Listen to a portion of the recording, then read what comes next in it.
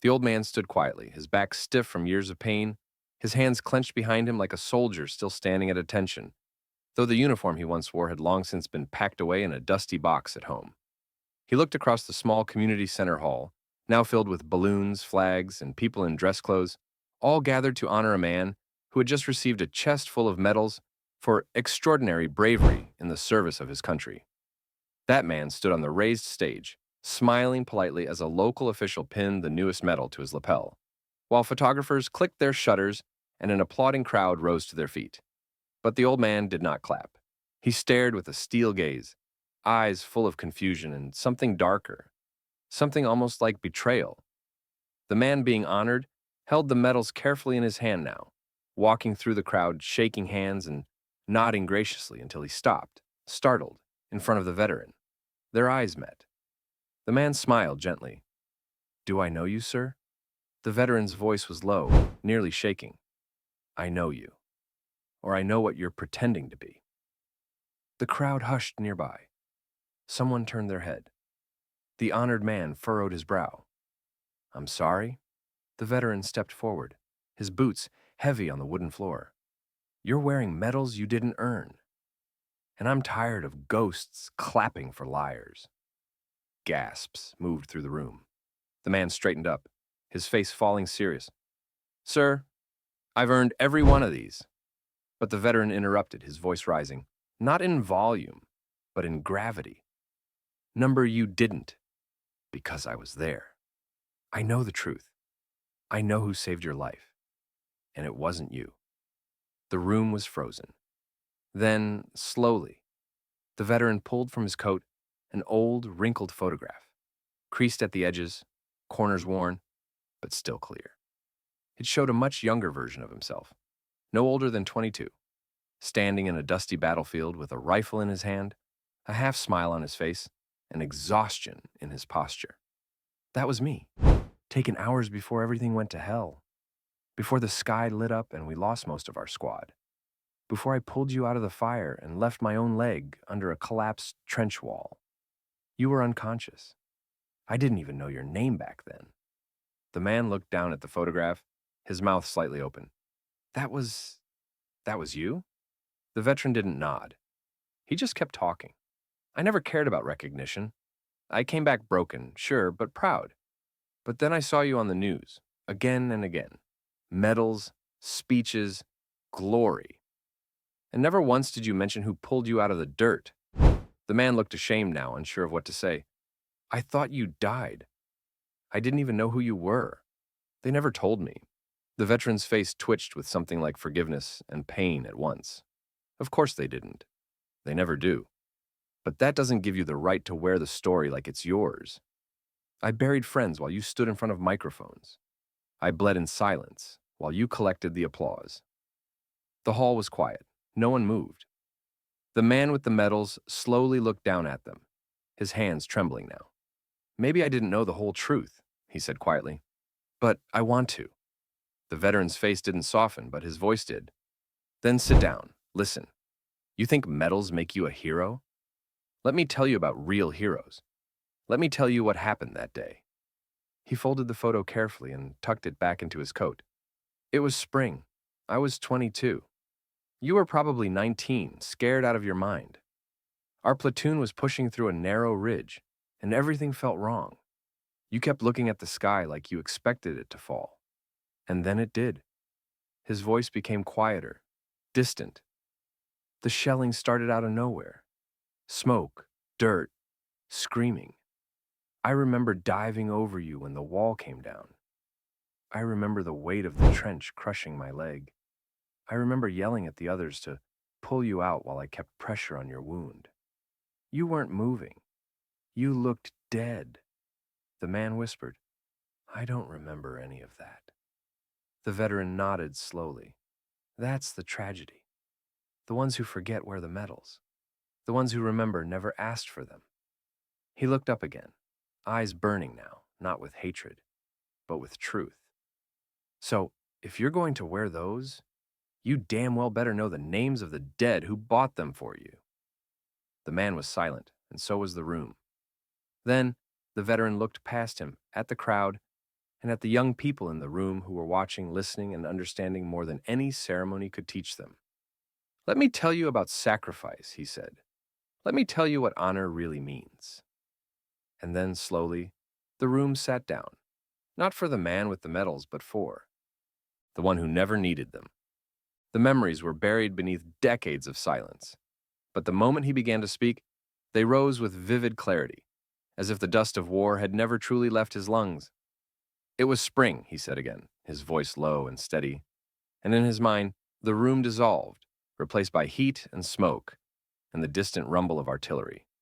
He was young again, no more than 22, his uniform stiff from sweat and dirt, his boots heavy with the weight of days without rest.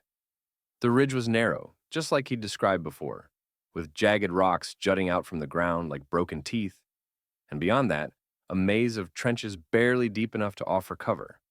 They had been pushing forward cautiously, his platoon scattered, nerves stretched thin. That's when the shells started. At first, it was a distant thunder. Then the sky tore open, the ground shaking violently beneath his feet.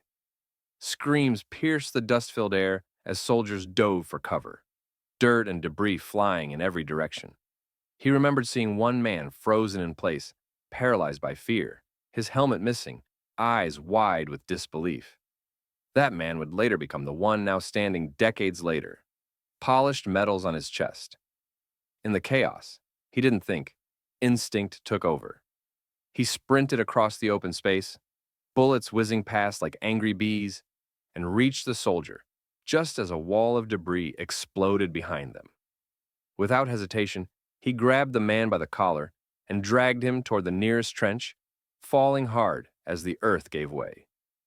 No blood, no shouts of heroism, just the raw terror of survival and the deafening silence of duty. When they hit the ground, he threw his body over the man's, shielding him from falling rock and shrapnel. The only sound was the ragged breath of two men trying to stay alive. Later, in the stillness between attacks, he found himself lying alone in a shallow trench, mud pressed to his cheek, heart pounding so loudly he swore the enemy could hear it. His hands trembled uncontrollably, not from cold but from fear. He had always imagined bravery felt like something solid, something proud, but it didn't. It felt like ice in your chest and fire in your legs. It felt like wanting to run but knowing you couldn't. That night, he watched the stars in the tiny slice of sky above the trench, trying not to think about the men they had lost. He clutched a photograph of his sister folded in his pocket, something to remind him of why he kept going. The darkness was not silent. The sounds of distant fighting, of injured men calling out in their sleep, of boots shifting in restless dirt, never stopped. And then the call came again. Advance!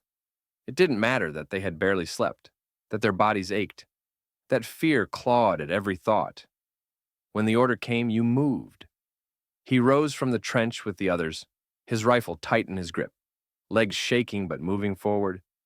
The world became a blur of motion and noise, the ground rushing underfoot as they pushed ahead, a swarm of tired, desperate men chasing something called progress.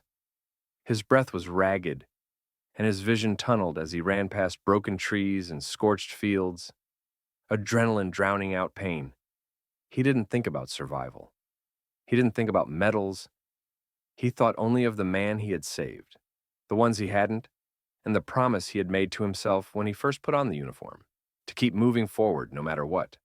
Bullets snapped overhead, dirt exploded near his feet, but he kept going. Around him, others fell, some stumbled, some charged faster, but all of them were bound by something stronger than fear. That moment, running through the hell of it all, became the moment that defined his life. Not because it was heroic, not because it was glorious, but because it was real. And real meant you kept moving even when everything in you begged you to stop. That memory, the sprint, the dirt, the deafening sound of a world breaking apart, stayed with him forever. And it's what brought him back to that community hall all these years later, because it wasn't the medals that mattered. It was that run, that trench, that decision to save someone who never knew his name. And now, Telling that story, he was no longer angry. He was simply honest. He had held it in for too long. The man in the suit, the one who had once been frozen in fear, now stood listening, eyes glassy, the weight of truth settling into his bones. The crowd, silent and wide-eyed, listened not to the tale of war, but to the voice of a man who had lived it and carried it alone. And though they couldn't see what he saw, the trench, the sprint, the fear, they understood something deeper. That behind every medal is a story. And sometimes, the man who truly earned it never asked for one. He paused, letting the silence in the hall settle over the crowd like a soft blanket. Then, his voice changed, not hardened by pain or regret anymore, but carried now by something gentler, deeper, more distant. When it was all over, he said quietly, when the last shots had stopped and the sky was finally quiet, I remember the stillness. We had no parade, no music, no cameras. We were dirty, broken, some limping, some carried, but all breathing. I remember someone yelling out, "It's done!" And for the first time in weeks, we believed it. We were standing on a scorched hill, nothing beautiful about it, charred earth, trees snapped in half, trenches crumbled behind us, and yet, in that moment, we felt alive. I remember turning and seeing men hugging each other, some crying, others laughing, some just staring in disbelief. Someone opened a dented can of peaches. We passed it around like it was gold. It tasted like freedom. His voice cracked on that last word. There were no flags that day, just relief, just a quiet kind of joy, the kind that comes when you've survived something you were certain would kill you. He looked directly at the man with the medals, who now stood still, the once confident smile replaced by something more solemn. The veteran walked closer, his movements slow, not because of age, but because of memory. And then we came home, he said. Some of us, the lucky ones. We came home and became ghosts in our own lives. We walked through grocery stores like they were war zones. We watched families grow while we wondered why we were the ones still breathing. We listened to speeches. We watched others rise. And some of us, like me, never told our stories. Until today. The man with the medals nodded slowly, his eyes never leaving the veteran. I didn't know, he said, almost in a whisper. I didn't know what I was standing on, what it cost. The veteran gave a tired nod. Most people don't. It's not your fault. But when you carry a symbol of sacrifice, you better know the weight it bears. The room was silent again, not with discomfort, but with reverence. Then, the man holding the medals stepped forward. His hands were shaking. Slowly, he removed them from his chest, one by one, unclipping each pin, each ribbon, letting the silence between movements say everything. These, he said, belong to you. He stepped closer to the veteran, and without needing permission, gently placed the first medal on the old man's chest. Then the second, then the third. With each one, the room seemed to breathe, to understand, to shift. Not because you wanted them, he said, but because you lived them, because you earned them in places I barely remember, because your silence spoke louder than my speeches. The veteran didn't speak. His eyes welled with tears that he didn't wipe away. Not today. Today, the weight he'd carried for decades had been named. Today, the ghosts had been given faces. Today, the truth had been told. Around them, people began to rise, not out of obligation, but out of respect. They clapped not for ceremony, but for something real, for the quiet soldier who had saved a man and asked for nothing. The man with the medals stood beside him now, no longer a stranger, but something closer to a student. The two men looked at each other, one shaped by silence, the other reshaped by truth. And in that moment, medals didn't matter. Only the story did. And now, finally, it had been told. The veteran raised his hand, not to salute, but to gently grip the younger man's shoulder. Thank you, he said simply, not for the medals, for listening. And with that he turned, walking slowly through the crowd, each step lighter than the last. Behind him, the applause followed. not for the medals on his chest, but for the man who had carried them inside his heart for a lifetime.